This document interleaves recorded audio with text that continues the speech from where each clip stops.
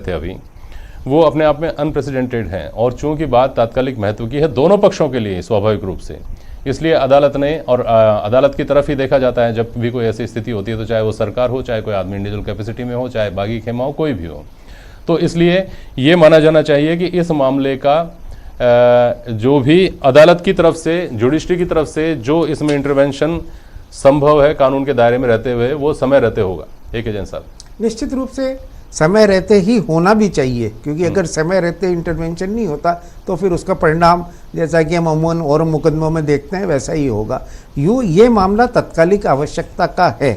इस मामले से ये जुड़ा हुआ है कि राजस्थान की सरकार का क्या भविष्य होगा, विधायकों का भविष्य क्या होगा और सरकार जनता पर इसका क्या असर पड़ेगा। ऐसी परिस्थिति में यदि स्पीकर या चीफ मिनिस्टर या डिप्टी चीफ मिनिस्टर या इवन अपोजिशन अगर अपनी जो लिमिट्स हैं या अपनी वो उसको क्रॉस कर कोई काम करते हैं, तो उनको चेक करने की ड्यूटी और पावर सिर्फ हाई कोर्ट और सुप्रीम कोर्ट को है, और किसी संस्था को चेक करने की शक्तियां उसमें नहीं है। सिर्फ चुनाव में जनता को शक्तियां प्राप्त होती है, उसके बाद अन्य किसी को कोई शक्तियां प्राप्त नहीं है।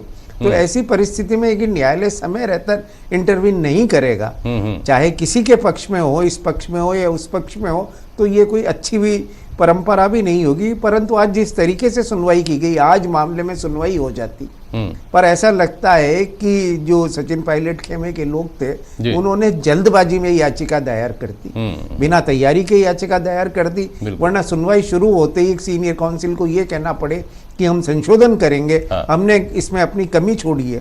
और उसके बाद भी कोर्ट की जल्दी, आप देखिए कि उन्होंने तुरंत मौका दिया कि आप जो भी प्रार्थना पत्र ला रहे हैं उसे लाइए, और आपको ये लगता है कि उन्होंने कहा कि हम 10th शेड्यूल के प्रोविजंस को चैलेंज करना चाहते थे जो इसमें नहीं किया गया है, तो उसको अलाउ किया गया। और उसके बाद क्योंकि अब डिविजनल बेंच का गठन माननीय मुख्य न्यायाधिपति करते हैं और वो भी जजेस से कंसल्ट करके करेंगे, तो और 5 बजे बाद, 5:15 बजे बाद तक कोर्ट ने आदेश पारित किए हैं। तो अगर कल भी ये किया गया तो ये कोई देरी से किया हुआ नहीं है, समय पर किया हुआ है, क्योंकि ऐसी कोई इसमें, क्योंकि कल कोई स्पीकर आदेश पारित कर दे, ये संभव नहीं लगता है। कैलाशनाथ भट्ट साहब जुड़ गए। भट्ट साहब, मैं आपसे ये पूछ रहा था कि दोपहर 1 बजे का वक्त मुकर्रर है इस मामले की सुनवाई का, दोपहर 1 बजे का वक्त मुकर्रर है विधानसभा में नोटिस जो दिया गया है उसकी सुनवाई का। इन प्रोसीडिंग्स को किस तरह से देख रहे हैं आप आगे?